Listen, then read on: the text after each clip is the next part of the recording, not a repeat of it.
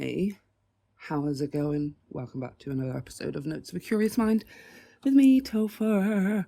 My mind being the curious one. Every episode we just ask a different question.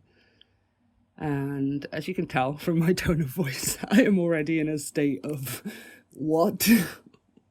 Oh my goodness me. Alright, so yeah, you can tell from the title, you guys. I've probably already titled it something like, what the WTFs?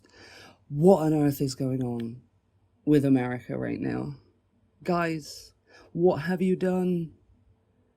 And it's obviously the people I'm talking to, they didn't do it. They didn't do it. You are not the ones that well, you're not necessarily the ones that I'm talking about, right? Which is kind of maybe one of the points that I do want to talk about in this episode, is how obviously politics it's divisive in a general sense, but obviously it's just so much more divisive now because of content. Well, let's just call it content, whether that's internet, social media content, YouTube, the news. I mean, newspapers, print is less and less valid, I suppose, but it's still there. And I feel like, obviously, I want to talk about stuff, and I so desperately just want to get people to ask their own questions and critically think. I think that's just a huge part of who I am, is getting people to maybe just think outside of the box, to wonder what is out beyond the limitations of their perspectives or their belief systems. And it doesn't have to be like, it's not like religious belief systems necessarily or whatever. But even then, I suppose, I never want to convince somebody to believe what I believe. That's not what's important. Or to think what I think. I just wonder what would be possible for them, just as I think what's possible for me, if they could think outside of those perspectives and those limitations, really, right? So that's kind of what this podcast was meant to be for. But then this happened, and I can see where this is kind of slightly leaning more towards, whilst I can use the entirety of the world, I keep thinking to myself, I don't know what to do, but I want to do something, because I can see what's happening in America,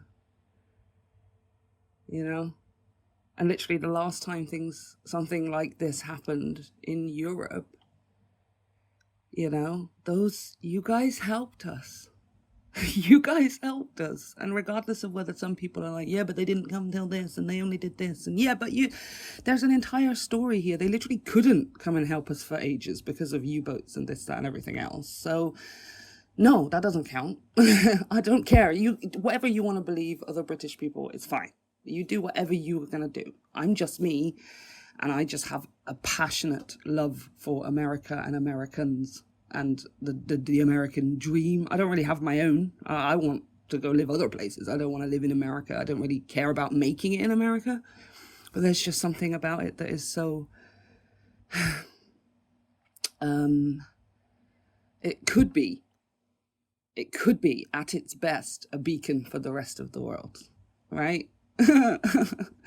And I just feel like everything that's happened is just completely, it's not shifted how I feel about it, but it's really put into light how far they are. I did not realize how far away you guys were from that kind of ideal of this, beacon of light for the rest of the world. So that's all right, fine.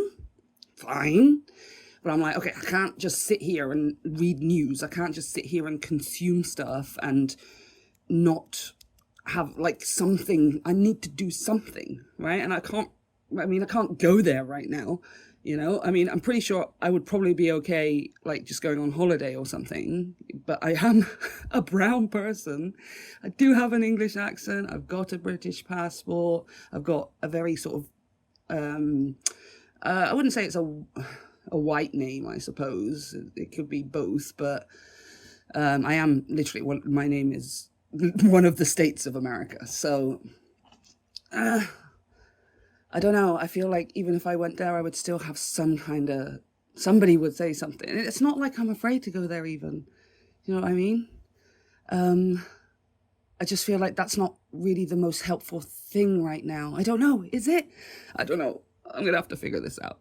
But what can I do right now with the resources that I've got, which is a microphone and an internet connection and a somewhat growing base of people who kind of just like to listen to me and who, for some reason, I just do seem to inspire them to critically think. I'm like, okay, let me do something with this. It doesn't need to be for everyone. And there's going to be so many people who disagree, but that's okay. It's just not for you. But there are a lot of people who are ready to wake up. There are a lot of people who want more information. There's a lot of people asking the same question. What is going on? What is going on? And I'm just like, okay, we have to talk. Like, number one, people need to continue communicating. That is one of the most essential things throughout all of history that, how do I put it? What do I call them? The powers that be, the ones controlling things. Oh God, it makes me sound like such a conspiracy theorist. I can't believe this is reality, and this is how I have to talk. But it's the truth. Those who are in charge, right? Let's put it that way. The thing that they crack down on first and foremost is the ability for the masses, let's call it, to communicate, or at least to communicate in an open, free, educational, and compassionate, really, way, right? They remove the space for people to be able to have conversation, even if they disagree about things and stuff, right? And I think with things like, obviously, social media has become the new tool, the new weapon of controlling the masses. Of course it has. It's like the easiest way of doing it is through social media, and it's just the division, the divisiveness is so easy to sow now on social media, right? Like I was talking about at the beginning of the episodes, one of the things I wanted to talk about is things like, we spoke recently about the TikTok ban and stuff, like having control of the algorithm, having control of what shows up and where it shows up and who it shows up to is one of the biggest tools in recent history that they have, right? I mean, if we look back at 1930s Germany, when it was sort of our turn to deal with someone like this, it's certainly Germany's turn. Oh my goodness me. That social media wasn't around. And look at what happened. Look at the extent of what happened, and social media wasn't even around. There wasn't the ability to pass information that quickly, like literally in less than 10 seconds. Less than 5 seconds to send out a piece of information to millions and millions of people across the world, not just in your own country as well. Oh my God. Social media is going to destroy. It's already destroying and destroyed. We're going to do an episode on that as well. But it is going to perpetuate. It's going to go from zero to, it's going to go from 5 miles an hour to 100 miles an hour, right? Certainly in America. Sowing that division, right? And the point is they create less and less of a space for example, my perspectives and opinions, or whoever's, to get across to people who may need to hear it, right? It gets quashed, it gets drowned, right? It gets censored. I mean, come on, let's just use the actual word. I gotta stop dancing around it. This is exactly what's happening. That is an authoritarian dictatorship, oligarchy, fascist thing going on. I've got to use the language that it is, because I keep doing that. I keep seeing people dancing around it, and there's no line anymore. There's no blurred line anymore of maybe this is happening, America. You are there. This is it. Okay? And they are doing exactly what the playbook, what the handbook says. They are following the handbook. Number one, sow discourse. Get everyone running around for the hills, going crazy, so they don't know what is coming. They don't know left from right and up from down. Inundate them with executive orders, information, overwhelm the system with crazy ass stuff going on, so that everyone is just running crazy. Because what's happening then is, in the background, we can get these other people over here to be doing some other stuff. Yeah? It's a distraction. It's an absolute distraction. That's always the first step in the playbook, right? Second step, censorship. Specifically, independent information, right? So that goes for TikTok. They've already done it, and how Americans are sitting there right now, and nobody, I mean, there are a few people, is screaming out loud. How they are still on TikTok, I don't know. You understand the changing of hands has already taken place. Yeah? You are going back to using the app, and they're lulling you into a false sense of security that it's the same algorithm and the same app you've always been using. It's not. It's not. The shift has already happened. They're going to be slowly pulling back on putting out things that are going against what they want. You know, the powers that be. Certain shriveled oranges and phony Starks. They're going to slowly be drowning those voices out with what they want to hear, right? But the thing is, they've got to do it a little bit more underhanded and sly than Phony Stark did it with Twitter, right? Because when he got Twitter, he just like, yeah, I'm just doing the thing. Shoop. See you later.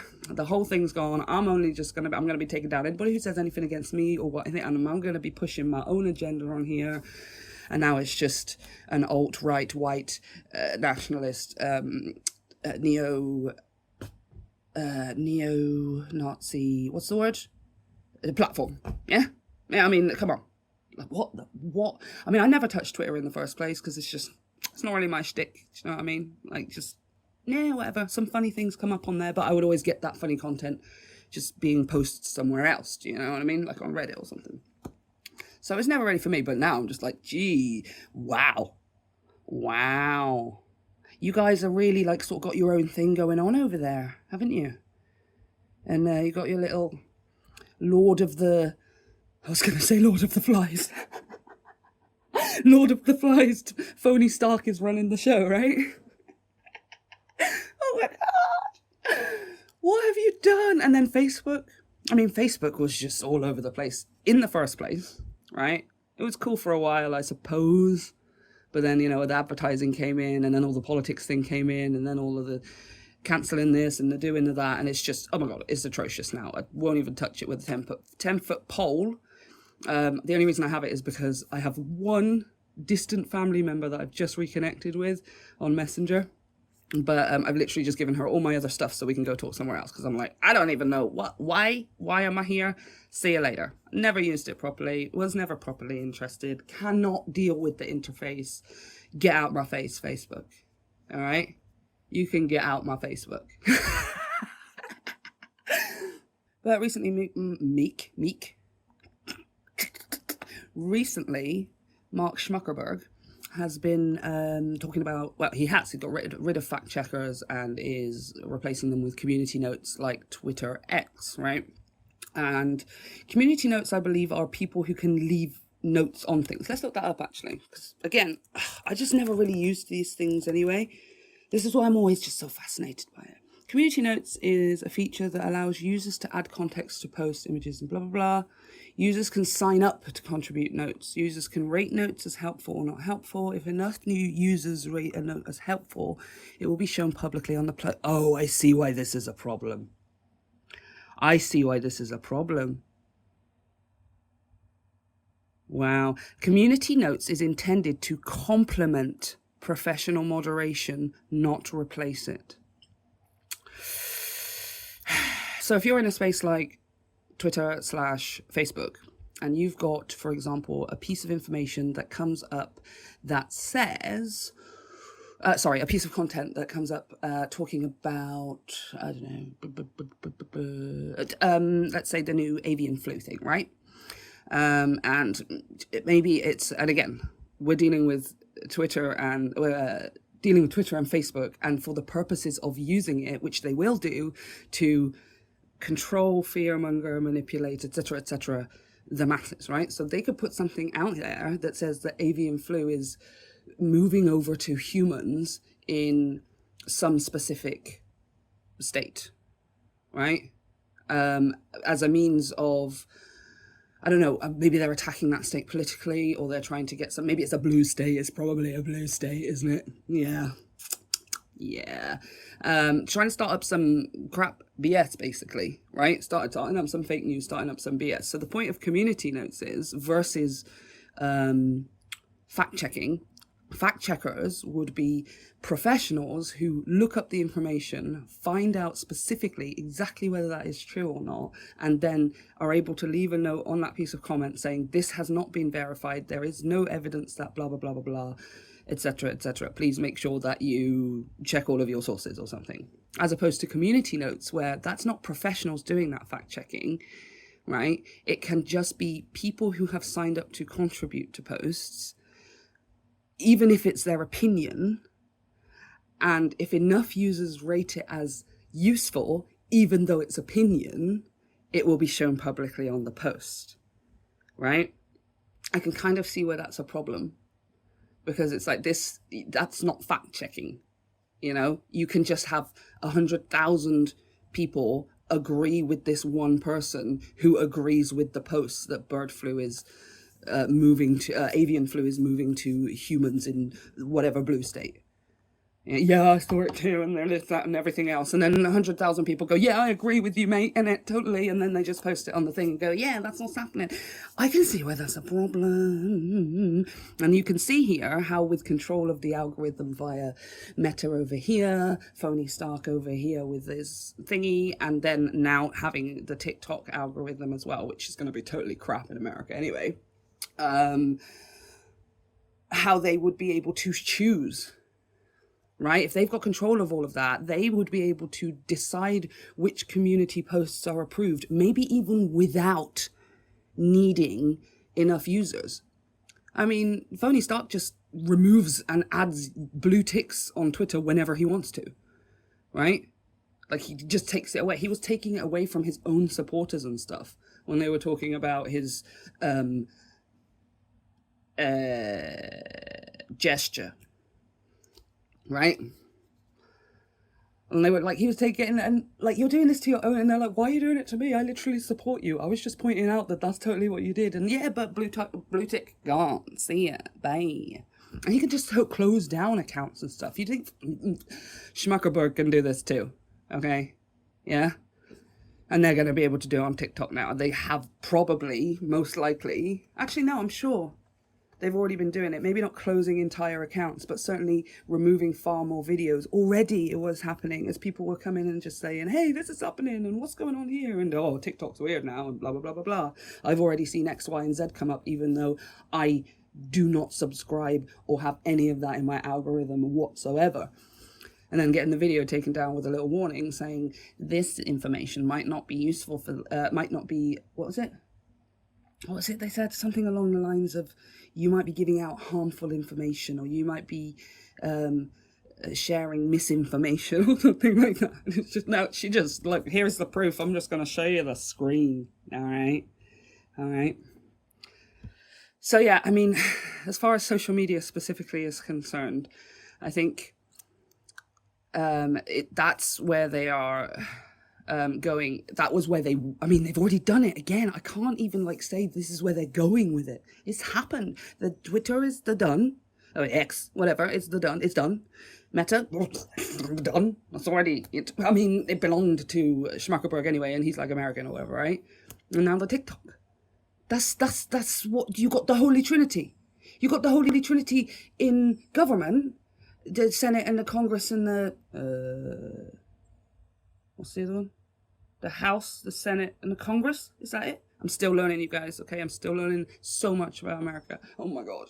What a confusing system you have that doesn't work. But guess what? It was designed that way. It was literally designed to work by not working. By not working for the many and working for the few, the system works. Everybody in America keep going, our system's so broken. No, it's not. It's doing exactly what it's designed to do. All right? So it's exactly what it's designed. This is a capitalist society. All right? And I suppose America, I'm not an expert. I've just got so much to learn, and I can't wait to freaking soak it all in. But honestly, is there a more capitalist society than America? A more capitalist system than America? I don't know if there is, Maybe it's just that America's so obvious and blatant about it, right? One thing that I do like about America is the sort of commercialness of it. For us in the rest of the world, especially here in England, we grow up just force-fed American content, advertising, not the same adverts and stuff, but things are advertised to us sort of in an American way, certain things or whatever, toys when I was younger, growing up in the 90s, movies especially, the freaking endless kids shows. We had our own here, like CBBC and CITV and stuff or whatever, but the thing that you wanted was to go to your friend's house who had all of the channels, and they had the Disney Channel, and they had Nickelodeon, and they had what was the other one that I used to watch? Had Ben 10 and all of the boys shows on it, and everybody thought I was weird because I used to love watch. I can't remember what it was called. That one. No, I can't remember what it's called. Just so many of those ones, right? Oh my God, that's what we wanted when we were kids. And things I think I would love to do a whole episode on The Simpsons. I think growing up with The Simpsons in England gives you, and that's just, it's an institution. It's a national treasure here as well. Of course it is. And it is kind of all over the world, right? It belongs to America, but it's a national treasure. It's a national treasure here for us. And I think it does sort of warp your mind a little bit. It gives you as a British person, especially growing up in the 90s, because that's when, 80s into the 90s, commercialism changed. We spoke about it in the last episode. Does advertising even still work, and how it switched over in the 80s from, here are things that are going to last you a long time that you can invest in and have for a long time, and for you and your family or whatever. And it switched over to, look at this fancy new thing, you need or want to have it because it's going to improve your status in society, So where sort of, I suppose, capitalism really, let's freaking go for it. And it's just had another surge with the advent of the invention of social media. That's had another massive surge in capitalism as well. So I think growing up in the 90s for British kids, Simpsons, and that's just one example, of course, but you can see what I mean. Growing up with these cartoons, these movies, toys and things like that, adverts for toys, and it was, American voices and loud things and stuff, and you see it on the news, things like Hollywood and the Walk of Fame and this and everything else. When you're a child here, you don't actually think about rural America at all. I promise you. In England, you would, even nowadays, kids who grow up here, they have no idea what rural America is at all. What I would say for most of us, especially my generation beyond, millennials beyond, actually no, probably before that as well, what we consider rural America, we think of the South, not South America, but the South, right? So we think of Texas, and we think of, that's honestly all we think of. Yeah, honestly, everybody who is here, who is as small-minded and closed perspective as Americans are, just thinks the South of America is all Texas. They don't know Florida is down there. They don't know California is down there. They don't know New Mexico is down there. They got no idea about things like Arizona and Utah and like the desert place. Like they have no concept, because they just say it's America is either New York, California, or Texas. That's it. So, maybe Washington. And again, people will only think of Washington, D.C. I promise you, well over 50% of people here most likely don't know that Washington is a state and D.C. is a completely separate thing.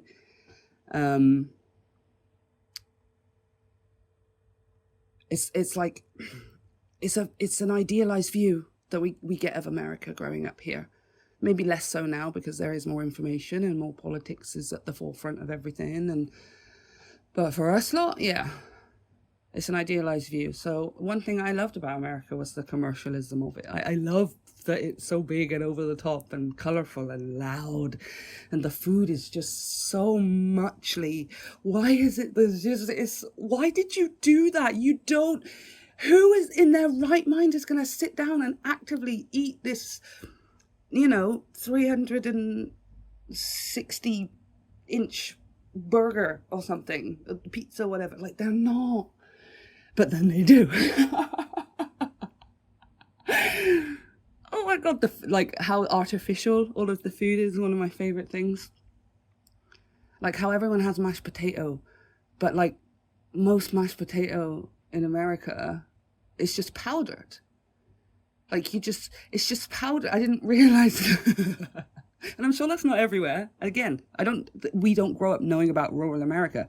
Maybe possibly more so in rural America and stuff. Of course they make their own mashed potatoes. I'm sure in urban America they make their own mashed potatoes and stuff. But we didn't know that, That's not what we're really fed and stuff. So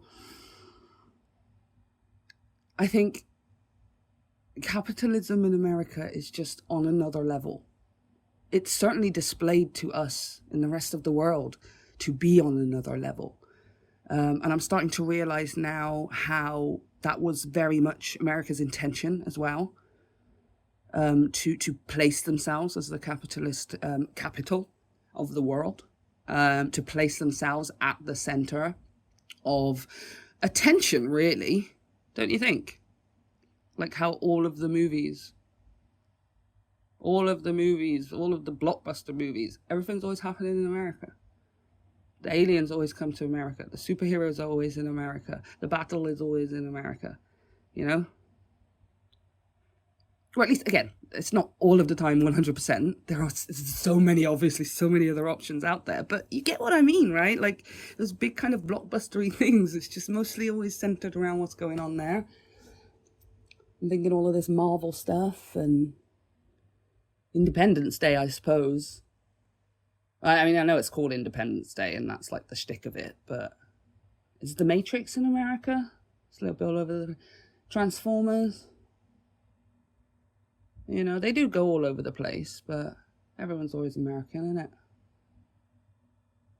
It's like they are the center of attention. Is it any wonder, in that case, that a place like America could birth and breed a person like the shriveled orange? Does that not actually make complete sense in that respect? If there was ever going to be a person like the current, oh my god, I can't believe I'm saying this, current president of the United States of America, would it not be America that created it? Is he not the sum of all the darkness, shadow, and let's put it this way, evil of capitalism in one body? He is the sum of the creation of being the capital and being unregulated as well as the capital of the world, the capitalist capital of the world. Right? It's like, it's a system, right? It's a system. And I'm thinking it's a system like, I'm such a nerd. It's a random example, Futurama, right? Futurama, way better than The Simpsons now, by the way. Oh my god, I love it so much. As a kid, you love The Simpsons. As an adult, yeah, Futurama is the shiz. There's this one episode where randomly... Oh no, what is it? Oh yeah, it's the episode where Leela discovers that she is a mutant instead of an alien. And Fry goes back to the orphanage where she was raised and finds a letter that was left with her. The orphan director or whatever gives him a letter that was left with her as a baby, and it's written in like alienese or something like that. I think that's what he calls it. Alienese. And nobody can read alienese because it's like an old ancient language or something like... I was going to say Latin, but lots of people read Latin. But nobody can decipher, nobody can read it or whatever. Anyway, so Fry takes it back to Professor Farnsworth. And Professor Farnsworth is like, we can put it through this machine that he'd showed them earlier. And the machine was just... It was just a machine for making glow-in-the-dark noses for some reason. I don't know why. But the machine, for some reason, also could interpret ancient alienese. Oh, God. Oh, God. So, anyway, he puts it through the machine. And the machine, as it's working, both when it's making glow-in-the-dark noses and when it's doing the translation of the ancient alienese, it gives out this really toxic waste or whatever. Like, they go around the back of the machine and Fry's like, what's this back here? And he's like, don't look at that. It's just all of the, like, immensely deadly toxic material, right? And that's kind of how I see the system. This system that America has created. We've done it here, obviously, like, I mean, to a lesser extent in many, many ways. I'm just kind of looking at what's happened with America, and I'm like, oh my gosh, the system, the capitalist system is this machine of Farnsworth's, and the intention obviously is for it to churn out things, in this case the glow-in-the-dark noses, or to do this translation thing over here or whatever. So for example, the translation maybe would stand for administrative capitalism. Do you know what I mean? Like keeping track of things maybe, and then the noses that are coming out the other end are like the masses, you know, like just this churning out what essentially capitalism wants, which is clones. You know, they just want workers. They just want the same sheep of people, so that, you know, they're just feeding into the system all of the time. But then in the background, what's being created is this toxic waste. And I'm like, oh, that's the shriveled orange. That's the current commander-in-chief president person thing, not human. That's the toxic waste. Like, and all this time, like, America didn't really know necessarily. Maybe some people did. That and it's not just him, obviously. Obviously, it's not just him.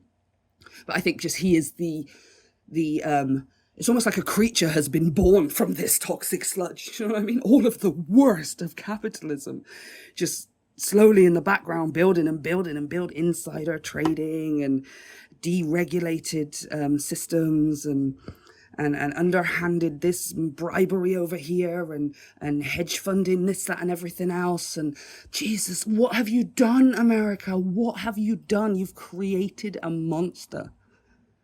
Because it's like out of this toxic sludge, like something has grown, like an actual being made of everything worst about it now exists and is in charge. Oh my God. Oh, and how did they even get there? Like, how did you guys even get there? And there's so many answers. It's not just one way. I think a large way is disillusionment. Is that the right word? Hold on, let me look it up. Disillusionment. A feeling of disappointment resulting from the discovery that something is not as good as one believed it to be. Yeah, I think a lot of people in America were experiencing disillusionment with government system practices in general. Because the thing is, with this kind of, you know, capitalist system, society,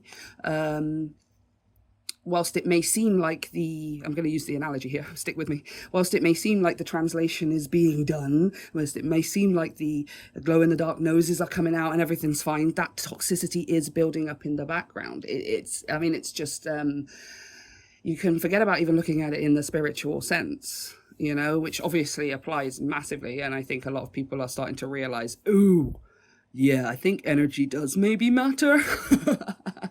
Of course it does. Everything is energy. And I understand that in the 21st century, We're at this point where the line is so blurred. Some of us are understanding and that we're like, oh, I see what you mean by energy. Yeah, I see what it means now by energy. And there's some people who are really stuck in the idea of, if I view anything as energy or vibration or something, then, you know, I'm immediately like, I'm immediately in some kind of delusion or whatever, you know? And it's like, well, yeah, I know, I understand, like, I get it, but science is science. Science says everything is energy, you know? And we've got to stop looking at it. It's so hard. We're learning. It's so hard. But we've got to learn how to step out of the fantastical fantasy idea of what spirituality is, of what, you know, energy and vibration and manifestation is. It's not this weird, magical, slightly religious, delusional way of thinking or something like that. It's not. It's understanding the practice of psychology, human behavior, biology, you know, chemicals in terms of the body and stuff. Understanding the nuances of unconscious and subconscious and how all of that plays into the current experience that we're having and how we're interpreting it, and then learning how to fiddle and play with those things so that we can adjust and shift and maybe have a little bit more control over ourselves and what we are feeling and experiencing in the moment and stuff, and then what we can generate from that moment. I know it's so hard for some people to get, like, they literally just, I lose them when I talk about stuff like this, because they're just like, nope, no, she's talking about some kind of hokey pokey blah. Okay, I get it. I totally get it. Absolutely. If it's not for you, then it's not for you. And I would rather that you find your way of doing this, because the only thing that matters to me is that you wake up. That's the only thing that matters. So if you have to do that through maths and logic and science and all of those things, so be it. If you have to do that through religion, through, you know, a higher belief of, you know, a deity and things like that, absolutely. If you do that through spirituality and science, like me, where you just merging the whole thing together, whatever, I don't care how you find your way. Please, for the love of God, just find your way. You know, that's all that matters, you know? And I'm actually a person who does it through fiction and fantasy too. I don't at all discount the illusion of fiction and fantasy. I just think it's about how we use these things. If it works for you, it works for you. End of story, don't care. If you're not out here hurting somebody, if you're not out here trying to take something from somebody because you can't get it for yourself, if you're not out here with malicious intent of inflicting upon somebody, then what are you waiting for? If it works for you, go. Go explore, find out, and kind of have fun with it. Because we're going to need to be having as much fun as we possibly can over the coming time. Good Lord, oh my God, I sound like such a conspiracy theory. Well, I don't even care anymore, you guys. The shift is happening.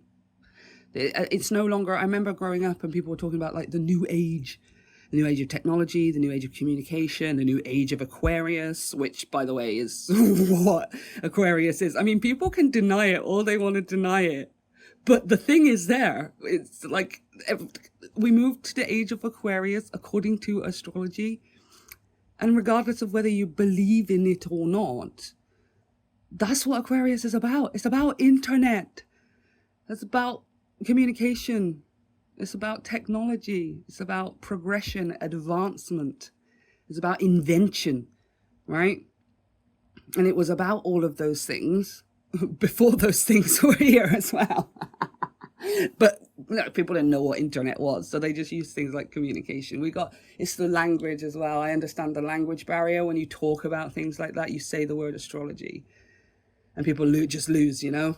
But I'm like, I say the word astrophysics and I'm like, hey. And I literally love astrophysics just as much. I often end up at the same conclusion going from astrology, going astronomy. I mean, I learned just different things and they all apply. I can find something out about them, about myself, or about my life, or about just things. Who gives a crap? I don't know why everyone is so obsessed with there only being one way of like finding the truth. Do you know what I mean? Finding enlightenment, or I don't know, whatever. So yeah, sorry, back to my original point of like, how did America get here? Like, what have you done? How did we get here, right? Disillusionment is number one. Is like, I do not like the current system that is in place. That toxicity has been building up in the background, and people feel it. Right, there was the American dream. Everyone has like obviously a different iteration, but the American dream is sort of basically along the lines of going to or being in the prosperous land, I suppose, or the most prosperous land as they made it out to be, and then eventually getting to a point where you would be in those upper echelons of society. We had it here as well. Obviously, we've got a capitalist thing going on in Britain too. But obviously America, again, it just seems so accentuated. Like, the volume is turned up to max. It's clipping. The audio is clipping because it's so freaking loud in America, you know? And it's like this disillusionment is realizing that, just as it says here, this is the Oxford Dictionary definition, which is something is not as good as one believed it to be. You finding out something is not as good as you believed it to be, right? Capitalism is not. Oh, hold on a minute. That wealth, that prosperity was supposed to trickle down to me. I did everything that the system said to do. I did everything right.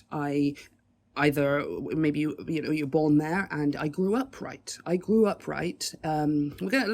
split this down into demographics, I think, as well. But initially, let's just talk about it in the initial sense. I did everything right. I grew up. I didn't commit a crime. I got good grades. I got degrees and qualifications, and maybe even masters, blah blah blah, blah, PhDs, whatever. And I got a job. I got a good job. I got a job that I could climb the ladder. I got a job that I could move upwards in, and what's the word? Advancing, that I would climb up, thinking that this wealth, this prosperity is going to trickle down. I got married and had children because that's what society said would make me happy and productive, because I am creating more beings to put into the system. I pay my taxes, all of the things, I vote, and blah blah blah blah blah.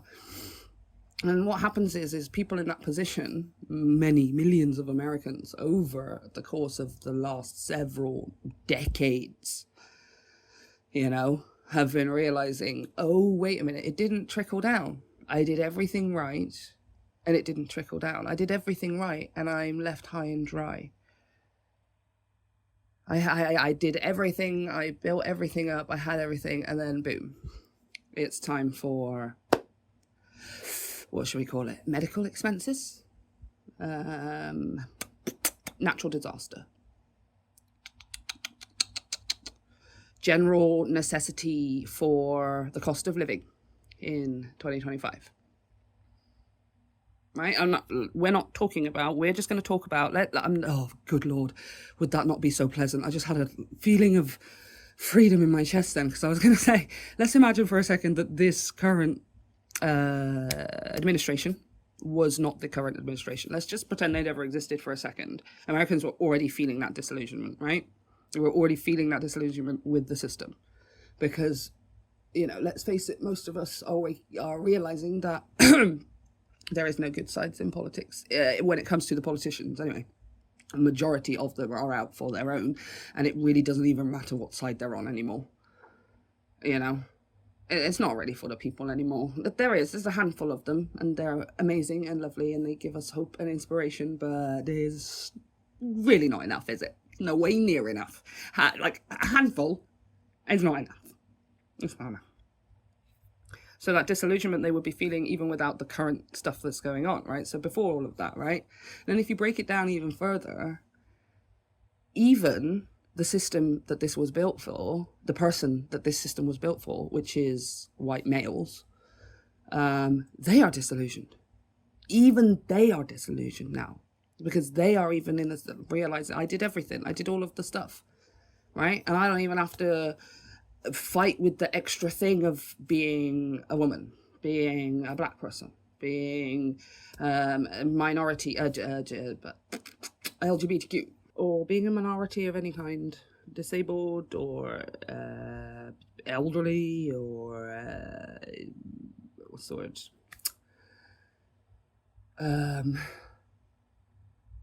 immigrant or anything like that, right? That's just born and bred there and this and everything else. And even they end up in a position where it doesn't trickle down. And that's because it was never designed to. The system was designed to make us believe that it would trickle down to us. The system was designed to make us believe that if we just work hard enough and reach towards what the elites have, then we'll get there one day, right? And the entire time it's not about that. It's just about sucking the life out of you so that they can have it. Do you know what I mean? Like vampires, right? Imagine that us, the masses, are like, you know, the feeding stock of vampires, right? And then you've got the 1% of vampires, and I think the 1% has changed, obviously, right? And I think that's why some people are getting super desperate about things. Like we're seeing celebrities doing more advertising and like ridiculous advertising. I'm like, why are you on the screen? What are you doing? Why are you making these crappy movies, this, that, and everything else? And, you know, I'm sure there might be more to it than, I don't know if there's other things going on or whatever, but there's some people that are just so random. Why are you doing this? You do not need to do that. You're like an A-list celebrity, right? And it's because the dynamic of what is the 1% is shifting. And whether or not those celebrities were in the 1% before, as that 1% shifts, they're getting increasingly further away from it, putting them in the masses with us, essentially, right? Like if they're not up there with the vampires, sucking the life out of everyone else, then they are the prey. If they're not the predator, then they're the prey, right? And in the capitalist world, the predator is, you know, in the financial sense, I suppose, in the material financial sense, mostly. As the time, definitely. Labor, absolutely, 100%. But all as a means of getting more money. And the end result is still is financial, you know. That's the life that they're trying to suck out of us. They created a system where it was necessary for us to need and rely on the thing that they are going to suck the life out of us for. See what I mean? And then also in America, they've created a system where they told people that to be somebody, you know, this is what you do, what you have, and how much money you have, and the kind of life that you live and stuff or whatever. So they created the lifestyle that the masses would want and told the masses this is what you want. And then designed it so that the people essentially never would actually have any money specifically. Do you know what I mean? Like they're constantly giving out money to the vampires, right? They're giving out life essence or whatever to the vampires and stuff. But the life essence that they are getting themselves is on loan, right? In the form of things like debts, medical debts and student debts and credit card debts and things like that. They also designed a system where that status and that quality of life that they promise you relies on those scores, on whether or not you have those debts, and on the credit score that is built around that medical debt, that student debt, and that credit card debt, and mortgage as well, things like that, right? So they've said, the analogy is almost there. Hold on a second. So it's like the masses have the life force, they give out the life force, but they need some more. So they borrow it, essentially. It's on loan from the banks, from the system itself, right? But because that life essence doesn't actually really exist, and they will never be able to generate it because it doesn't exist, because it's always on loan, the masses are eternally held in that system. There's no way for them to break out of it because they rely on the good score of life essence, like the good credit score, in order to move upwards and to create that quality of life and stuff or whatever. However, they can't generate it for themselves because they're always having to borrow it from the system itself anyway. So they're just beholden to the system, right? I mean, it's just this constant cycle of, and I mean, it's the ultimate illusion, isn't it? It's a constant cycle of things actually not existing. Money, the money that the people have, the trillions of dollars of debt, of medical debt and student debt and stuff, it doesn't really actually exist, does it? Right? Like, if they borrowed it from the system itself, the government in some way itself or whatever, but the government is waiting to take it back off of them, like, they're never going to get it. The government actually never generates that money back because everyone is still constantly just borrowing from the government. Hey? And that's why they're tied to the system. There's no way out of it. There's literally, when you have 30, and that's a generous, that's a good amount of debt in America, okay? $30,000 debt from just, I don't know, having your first child, for goodness sake. Like, the odds of you actually being able, because then other people already have like $100,000 in student debt anyway, before they've even got to having their first kid, right? And so because they're constantly paying back for those things, they're constantly having to borrow in other ways to make up the deficit, right? And so they never ever reach a point where they're actually out of it. What happens when those people die? Does it like pass on to other family members and stuff? Is that what happens? Oh my God, I bet that's what happens. America, you are atrocious. You are atrocious. I don't know how you guys have not lost your minds previously to this. Like, what kind of us? We are not perfect here in Britain, okay? The NHS is the worst, okay? It's been, well, not the worst, but it's the worst that it's been in like a very long time. It's not doing well at all. But my God, it's still there. I cannot imagine like where my mum would be with all of her health stuff if she didn't have the NHS, you know? And she is a person who gave out her whole life, you know? She worked for ever. She'd never been on benefits or anything like that. She raised us guys for a bit and then just went straight back to work as soon as my brother went to school.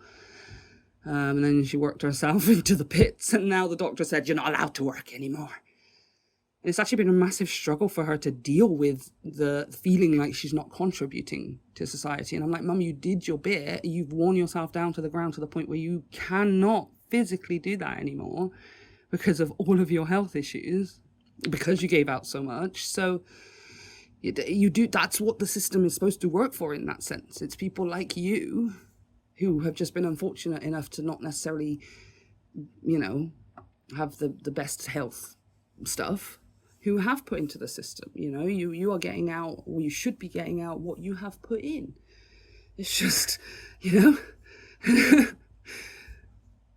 like, isn't that what it's for? But in America, no. How can we make money from this? How can we make money from illness? How can we make money from suffering? How can we make money from pain, loss? How can we make money from love? Capitalism does that. How can we make money from how much somebody loves somebody? How much they're not willing to let them go? A person, a pet, right? How much can we exploit the falling in love with someone? How much money can we make from romance and relationships? It's like the first question that you ask, right? Ooh, something new came up.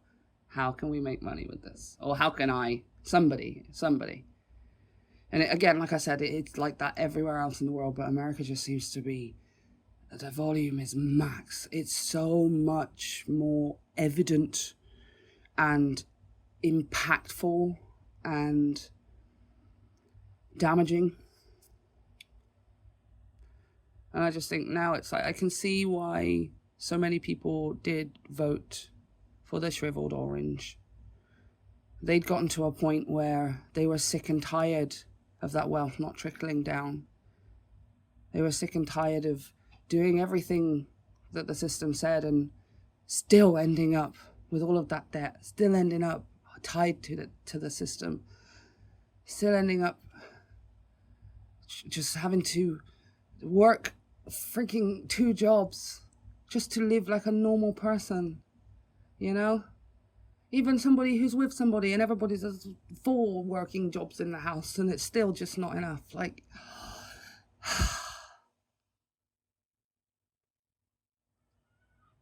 and I think when he came along, I think America, many people in America, because he was the sum of everything capitalist, saw him as the answer to that American dream. He presented himself as also disillusioned. I am also a capitalist person and I want to be a capitalist person, but why doesn't this system work? It should be like this and it should be like this and it should be like this. And everyone's there going, oh my gosh, finally someone's saying what we're saying. Not to mention obviously sowing all of the hate and the racism, sexism, and all of those other isms and stuff. Like, that's, yeah, notwithstanding. But I think even if he just presented himself as a businessman, which he's not, but even if he just presented himself as a businessman, that they would have still seen him like that. Especially I'm talking the first time around here. I think the second time's a little bit different. We'll talk about that in a sec. But first time around, yeah.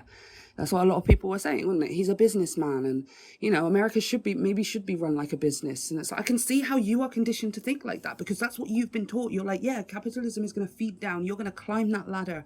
You're going to work your way up there, get that thing, have that house. And then you're just going to be able to live with some loads of money and then retire and have the things and all of the stuff and blah, blah, blah.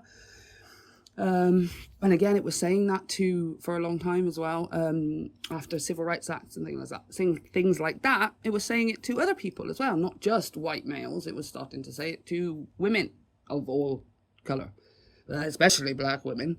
It was saying it to black people. It was saying it to immigrants, migrants, immigrants, etc., etc.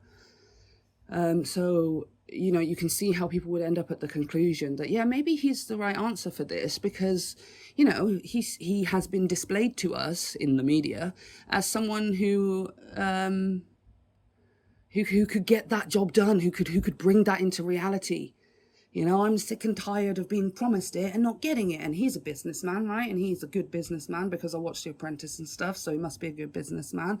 So he's the one to get it done, right? So I see that first one around. I do. I do not agree. I would never have done it. Absolutely, But in terms of psychology and social expectation and things like that, I can see why the people that did wanted to vote for him. This time around, obviously, was a little bit different. This time around, we cannot live in a world where we can pretend that there were not major influences from and outside. You know what I mean? And now I'm not saying at all that anything was rigged.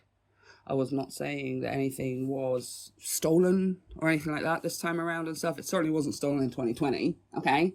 Shut your mouth. It was not stolen in 2020. But there obviously was a lot of money flying around. There was a lot of background, underhanded things that the rest of us we can't see. That I think maybe for democratic people, Democrats and things like that in America, and lefter leaning people, they're not in forums where these people are necessarily talking about those things. Your first instinct obviously is to just stay away from anything MAGA, from anything far right and stuff like that, so you just don't necessarily even know what they're talking about. You don't know what kind of conversations that they're having. Same that they don't necessarily know what kind of conversations we're having, when we do meet on the battlefield, let's say, which is in the comment section of content essentially. We're just busy defending our post. It's like, nobody's having a conversation here, are they? We're not listening to their conversations. They're not listening to our conversations, by which I mean between each other, not between left and right. So nobody's really getting viewpoints from the other side. We're all just constantly, as soon as we see something from the other side, defense mode. It's like just constantly on the battlefield all of the time. And the battlefield now is comment sections. Definitely. So I think this time around it was a lot more influence than just people being disillusioned with government and things like that, you know.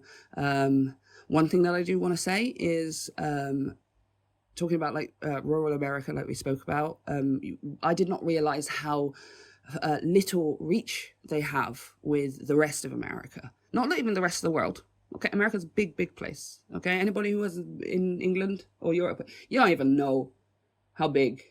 Okay, us here in England with our poxy little, 2.5 hours from one side of the country to the other, like, east to west or whatever, have no idea how big America is. No idea.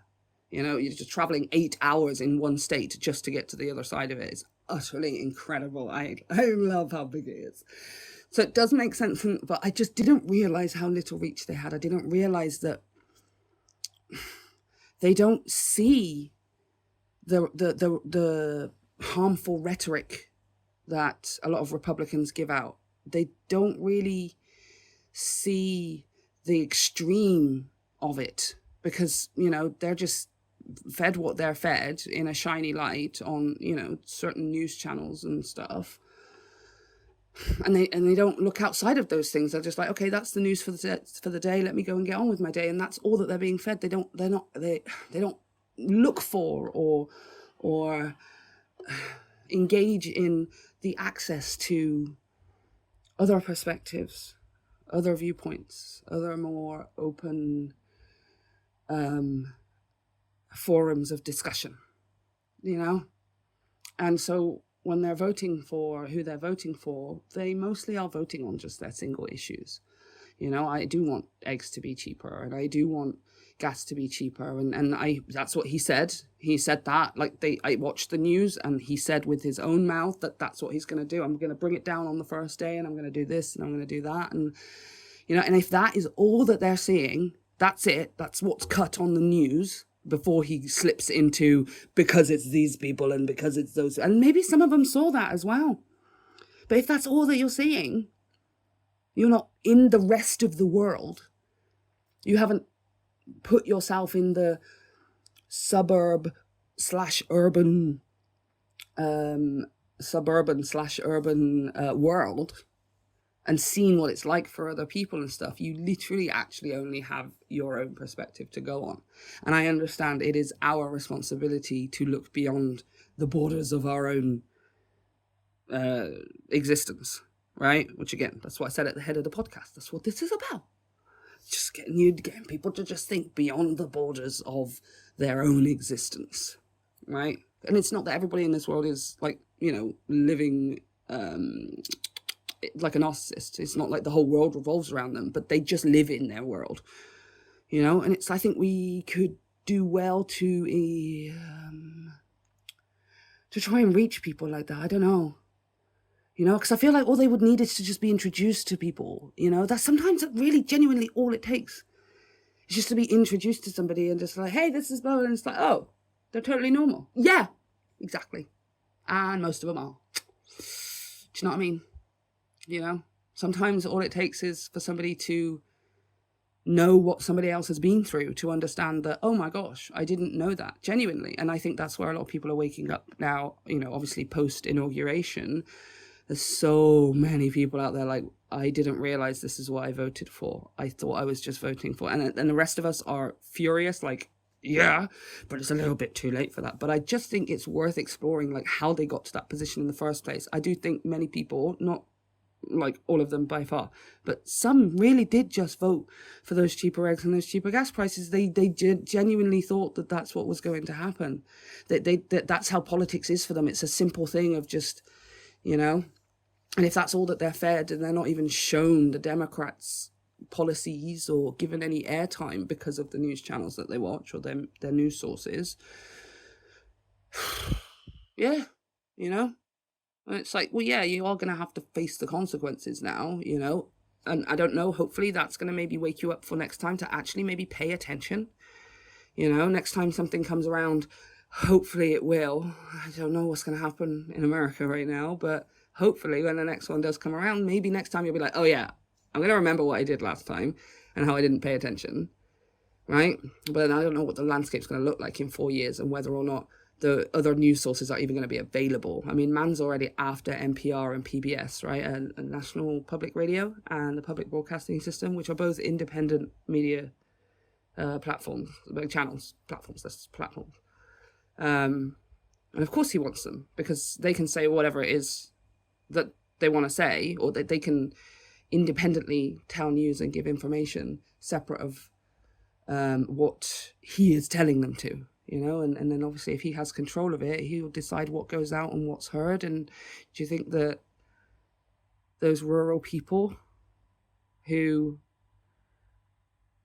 ignorantly, you know, either unconsciously or consciously, but ignorantly did not look up more information, do you think they're going to look up more information now? Like, they'll be less encouraged, you know what I mean? And for the rest of us who engage in information, the idea is to inundate with information, make you feel like you're exhausted, absolutely drain the desire and the want to look for information, to get you so confused that you're just like, I need to switch off from this for a while. I just need to, do you know what? I'm just going to go back into my life. I'm just going to look after myself and my own and not even care about that. It's just, I know, I get it. I absolutely get it.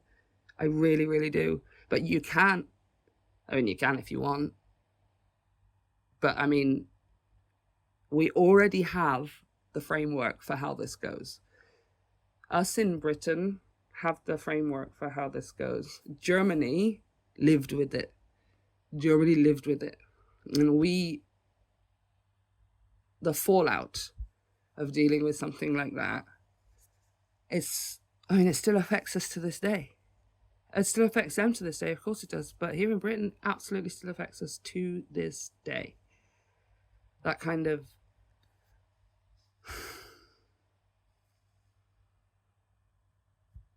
how far this can go, right?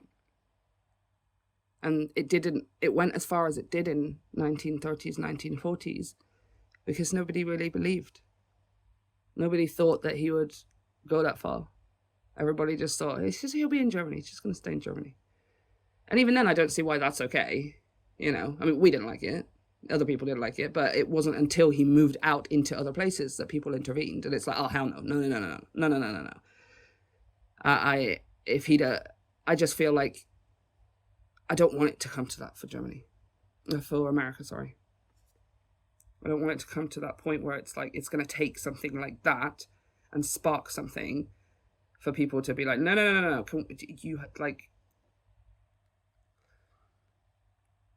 You have to shout and scream. You have to talk. That's what you have to do. You don't even have to shout and scream if you don't want to. You know? Many people will want to. And go do that. But some people just want to sit, talk, civilized, whatever. Go shout and scream civilized. Go sit and talk civilized. I don't care how you do it. Just we have to talk. We have to think beyond the borders of our own existence, because that's how we end up with things like the 1930s and 1940s. People thinking it's okay if it's not me. As long as it's not me, it'll be okay. Well, I'm okay. I'm over here. I'm like, the people are here in Britain. Well, it's all right. We're in Britain. We're over here. Oh my freaking God, that's exactly what they said in the 1930s and 40s and 30s. That's exactly what they said. Just call it out. Talk about it. Tell people. Engage in the information. One of the most important things for us to be able to do is, yes, learning how to switch off. We're going to have to learn how to have other things in our life that are, you know, engaging, positive, creative, expressive, all of those wonderful things. It's not at all that this is, you know, because that's what's going to fuel our energy, essentially, for the fight, really, you know. And this one is different in the sense that, this, like, you know, social fight thing that's going on, this battle a little bit, is that it is digital. It is digital, it is informational, and it is educational. It's different this time around. There will be brute force. There already is brute force. There will be a show of force and all of those kinds of things, but that's not where the masses are going to get their strength from, right? So it's absolutely, there's going to be some, but the majority of us, it needs to be about information, it needs to be about communication, and it needs to be about education. Those are our secret weapons, right? And figuring out ways of sharing those things outside of the bounds of the control that they will have, and obviously they're going to clamp down on it so much more. Already done the social media, got the Holy Trinity there, trying to do it here with the independent news outlets as well. But we'll likely be doing it things like Google and stuff like that as well. Google, obviously, it's already got its own censorship things and stuff going on. I'm literally sitting here talking on YouTube right now. But it is still a little bit less lax, it's more malleable, and there is room to kind of work with it over here at YouTube. But that's probably going to change as well. So for individuals to share, that's what the fear is, right? When they have a fear of anything that the masses is, it's the fact that they can talk to each other. If they can talk to each other, they can exchange ideas. If they can exchange ideas, they can make each other think. If they can make each other think, they might come to other conclusions. If they come to other conclusions, they might break outside of their boundaries. If they break outside of their boundaries, they might threaten our way of life. And if all of them do that, if one ant stands up, then they all might stand up. Come on, we all go collectively watch Bug's Life, and we all go collectively watch The Matrix. All right? We just all need to go sit down. I think we also need to go watch Ants as well. Yeah. Ants, Matrix, Bug's Life. I'm going to make a list. and then make a video of recommended what. No, we all got to read 1984. Come on, everybody, please. We've all got to read 1984, okay? And I would rather read than watch, because that one, the book is... we do need to read iRobot as well, I think. To not watch. Stop watching iRobot, okay? That's fear-mongering. Read the book. It's excessively different. What's some other ones? Oh, there's that Korean movie that what's his name? I can't remember what his name is, keeps talking about. 1987, I think it is. And that's like a military thing, a military coup, I think it was, in Korea. That's another one. I'll be watching that one. We got to, like I said, fiction and fantasy, you guys. That's how I learn, right? And if it helps a bunch of other people more easily access the information because, they're watching a movie or something, then so be it. It's so be it. The lesson is there. It's there. Even if that's not what the studio intended, we could still use it to learn, okay? It doesn't have to be as boring as studying politics and sociology and all of those things. Some of us are just giant nerds. Okay. All right, guys, I'm going to leave it there. Oh my God, what have you done, America? So in the next one, I'm not sure what we'll talk about in the next one, actually. I mean, there's a whole bunch of topics to cover here today. I think I might talk specifically more about social media, like the sowing of division and stuff, and how that's going to be excessively more apparent. And I think how it's going to be increasingly more important for us to create our own spaces for talking, for communicating outside of social media, I mean. So that's going to be interesting to see what happens, like, because the necessity breeds invention, doesn't it? Like, what becomes of the necessity for us to talk without being essentially spied on, right? I think it's going to be really important as well for people to watch out for kind of, what they're talking about in certain aspects. It's going to be really important for us to know, Americans, yes. Again, here in England, don't have to worry about it so much right now. But, in America, being careful that actually, like, who you're talking to and stuff like that, just because the walls have ears. Do you know what I mean? Loose lips sink ships, I think it was in World War II, World War I or World War II. Loose lips sink ships. And again, it's not to fearmonger or anything like that. It's just knowing who your friends are. Actually spending a little bit of time maybe over the course of the next year or so, amongst other things, of really figuring out who your home base is. Like who your soul family, your homies, your tribe, and settling in with those guys, finding your support systems in that sense, and figuring out how you can support each other and stuff like that. What you have to offer each other. I think it's building community, honestly, you guys, genuinely, just building community. And some people just going to be building community through being a giant nerd, And that's going to be okay. That's kind of probably what I'm going to do. Some people are going to create community through having something very, very specific to teach or to offer or whatever like that. Some people are just going to be creating community because their parents or something like that. And it's just whatever. It doesn't matter. Just do it. Create community. Talk, engage, ask questions, critically think, swap ideas, investigate information, news and things like that, and then discuss continuously, constantly. It is the secret weapon. Information, communication, education. It's just, that's the secret weapon, right? I think, doing a whole episode on social media and how that can be both the